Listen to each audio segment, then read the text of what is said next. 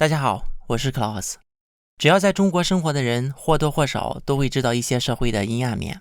这些社会现象是很普遍的，比如贪污腐败、各种潜规则、城管打人、网络删帖封号、没有言论自由、各种官匪勾结的割韭菜、上访无门，还有各种社会的不公平等等，甚至不少人还都亲身经历过。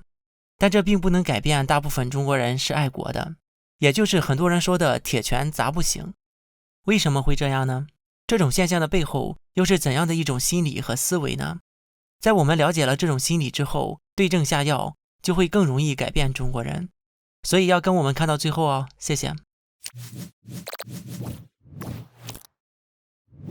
前不久有个粉丝朋友问我说，我试了好几次去策反我叔叔，但是他总是说我们吃着党的饭，不能这样，请问我该怎么反驳？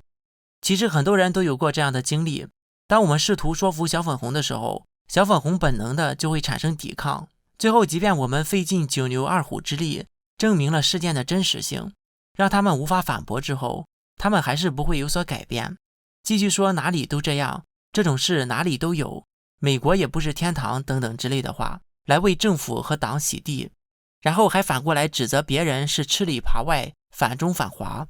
所以很多人认为小粉红无可救药，其实小粉红很难改变的最根本的心理原因，就是来自于一种护娘心理。在中国的教育之下，中国人从小就开始了各种认娘，认的最多的就是祖国母亲，除此之外还有大海母亲、土地母亲、黄河母亲等等。从小的耳濡目染之下，中国人认为是祖国母亲，是党妈，辛辛苦苦用奶水把自己拉扯养大，那么当然自己和母亲一刻都不能分割。如果有人说自己妈的坏话，当然他们会在内心本能的抵触，选择不相信。即便是说服了他们，但是母亲做错了，那也是母亲啊。就算是母亲有不对的地方，那也不能磨灭母亲的养育之恩。孩儿不嫌母丑，狗不嫌家贫，自己作为孩儿接受母亲的不完美，那也是应该的。即便是母亲哪天精神失常，要将孩儿置于死地，那也无可厚非。自己的命本来就是母亲给的，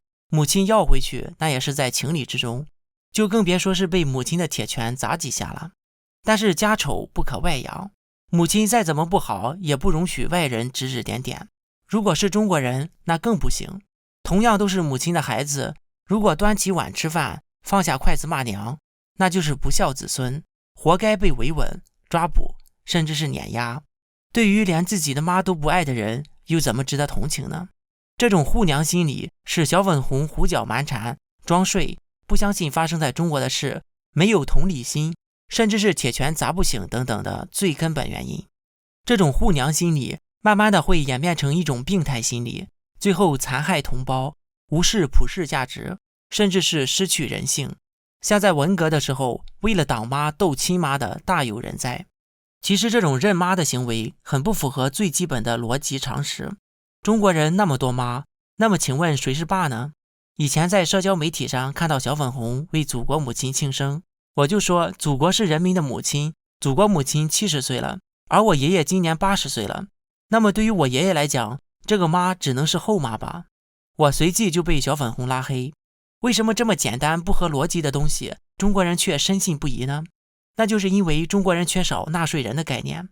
根据调查，99%的中国人不知道自己是纳税人。根据著名央视主持人崔永元的爆料，自己在做主持人的时候，被领导要求在电视广播的时候不可以使用纳税人一词。崔永元就问，为什么不能使用纳税人？难道中国没有纳税人吗？领导回复说，当然有，但是你要是经常提纳税人，那么纳税人就会意识到自己是纳税人了。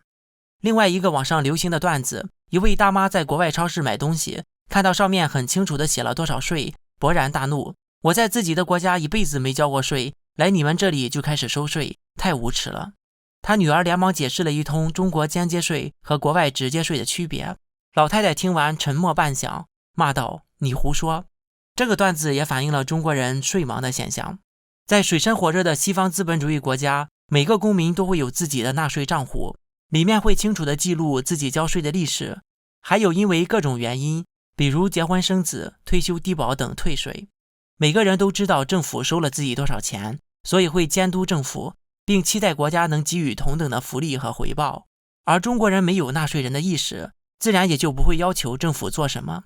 相反的，政府还要人民以为是政府养育着人民，要人民对他们感恩戴德。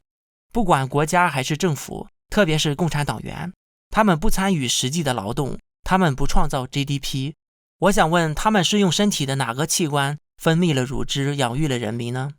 相反的，政府的一切开支，军费、维稳费、高干的退休待遇、领导的特供、官二代的豪车等等，都是来自于每一位纳税人的贡献，是人民用汗水支撑着国家、政府和党。而这些无耻的人却要人民喊他们是妈，要人民尽孝。不过很多中国人就像前面讲过的那位大妈，从来没有觉得自己交过税。我们先来拿数据说话，不管你有没有觉得自己交过税，中国的宏观税率，也就是政府的收入，占整个国家 GDP 的 36%， 已经超过了发展中国家，进入了发达国家的前列。也就是说，人民创造的财富超过1/3进入了政府的口袋。只要你在中国生活，你就是纳税人，即便你不知道自己交了多少税，是怎么交的。因为只要你买东西，只要你花钱，所有的东西都隐含着高昂的税。这也就是为什么表面上在美国买的东西要加税，但是还有那么多人找美国代购。还有各种各样的税以其他费用的名义出现，比如高速公路通行费、教育附加费、燃油附加费、城市建设维护费、购买机票的燃油和基建等等。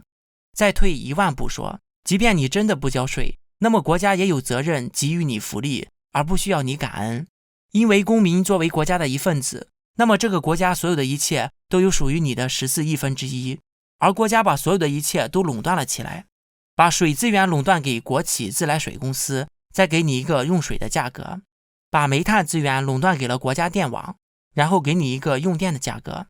把燃油垄断了，成立了中国巨型公司3桶油，结果中国人加油比美国还贵，更是把土地资源垄断了，卖给开发商，让你望楼兴叹。而这些东西本来就属于每一个中国人的，所以不管是国家、政府还是党，都是人民养育的儿子，但他们却要让人民喊爹喊妈。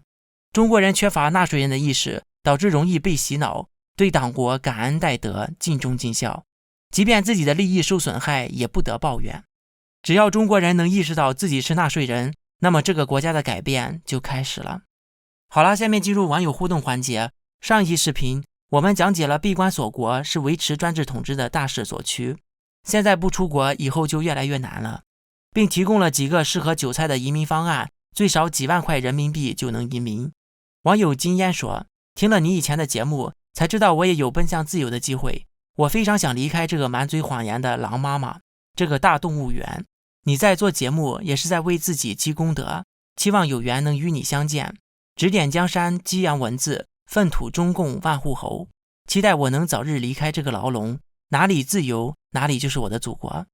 希望这位网友能够实现自己的理想，希望每一位向往自由的中国人都努力一下，不试一下怎么知道自己不行呢？网友 Speedy Boy 习近平说，清明节小粉红兴冲冲地跑到祖坟面前，告诉他们的祖宗说祖宗的坟成文物了，政府要把祖坟刨了放博物馆。小粉红满心欢喜地告诉祖宗，以后他们家就可以收门票给祖宗装棺材了。年底小粉红去博物馆请祖宗，被告知要买票才能进去。这两位网友的评论都和我们本期的内容不谋而合。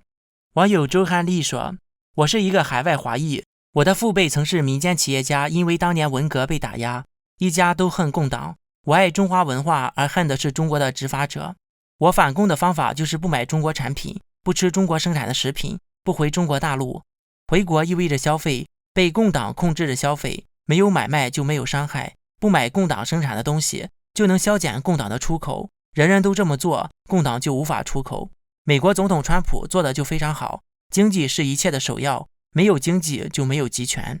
好了，本次节目就到这里，感谢大家点赞、订阅、留言和分享，我是 Klaus， 我们下次再见。